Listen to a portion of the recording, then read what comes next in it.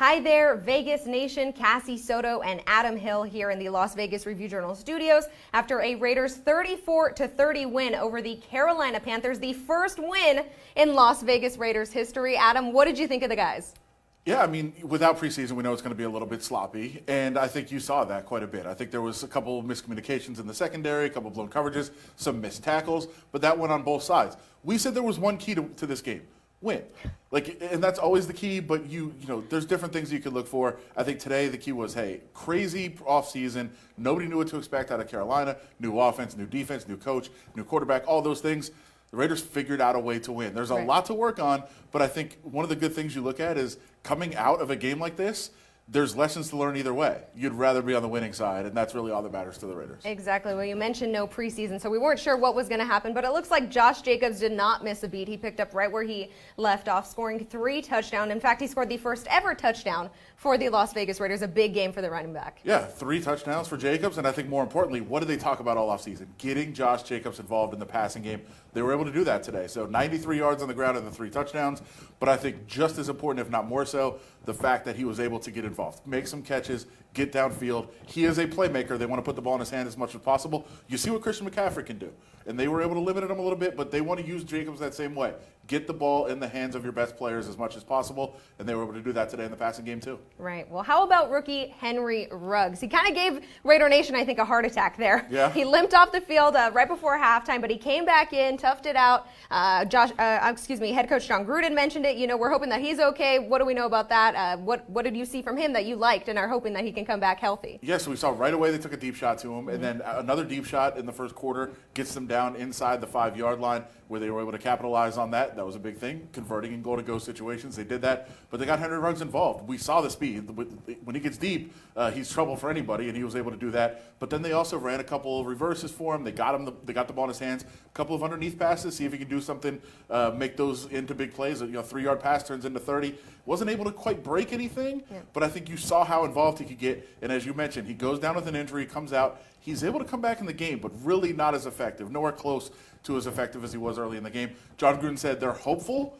They're going to get a report on him, but he wasn't able to finish. That's a good sign. I don't know where he's going to be after this one. Well, how about another notable injury there? Nick Kwiatkowski going out. Yeah, for sure. And that was a big loss for the Raiders. Defensively, he is the signal caller. Last year, Vontaze Burfict was holding down the middle of the field. He was the captain on defense, the play caller, and you saw what happened after he left. The defense kind of fell apart the rest of the season.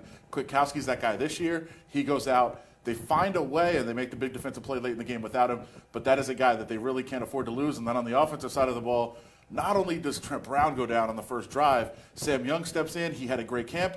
He goes out, and now Denzel Good, who's a very versatile player, they're fortunate that they have him out there. He plays mostly guard. They move him out to tackle. He finishes the game at tackle and does very well. So some injury concerns coming out of this one. We talked about how healthy they were going in, but these things happen. It's a football game, very physical. Right. Well, we can't talk about a Raiders win without mentioning Derek Carr. Of course, we know this is a big year for him, a make-or-break-it year. How do you feel he did today? Very efficient. I think he did what they wanted him to do. He got the ball deep a couple of times.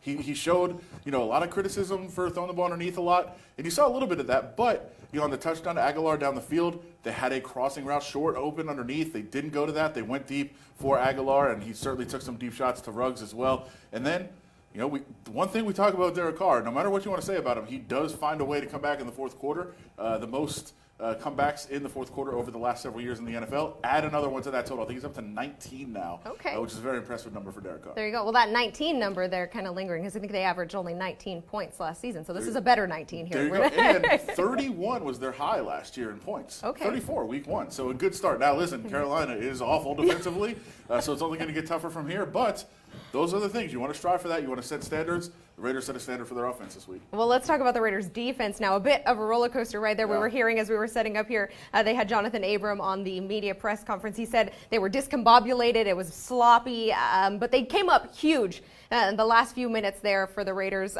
making sure that Carolina did not get a very crucial first down. Yeah, I think there was times you didn't know what to expect out of the Carolina offense. When you're the Raiders defense, you watch some LSU film for Joe Brady, the offensive coordinator. You watch Baylor film because of Matt Rule, and that's where he came from. So you're watching all these different systems. You don't know how they're going to incorporate it in the NFL level. So there was times where the Raiders looked a little lost. I thought the deep throw to Robbie Anderson was the best example of that. Certainly, it was not a good effort at all around for the Raiders defense, but a couple of key times. First 2 drives of the third quarter, they stepped up, got the Raiders the ball back on offense, got some momentum going, and can't say enough, that 4th and 1 play, the Carolina Panthers driving to potentially take the lead late in the fourth quarter. Raiders come up big along the defensive line, and really can't ask for more than that. No, fortunately for them, they took the ball out of Christian McCaffrey's hands for them. They didn't have to make a stop on him, but the Raiders still made the stop. Good penetration up the middle. Cleve Ferrell, who, again, there was a lot of criticism last year, he makes that big play for them. All right, well, there you have it, fans. Once again, the Raiders beating the Panthers 34-30 for Adam Hill. I'm Cassie Soto. Thank you so much for watching.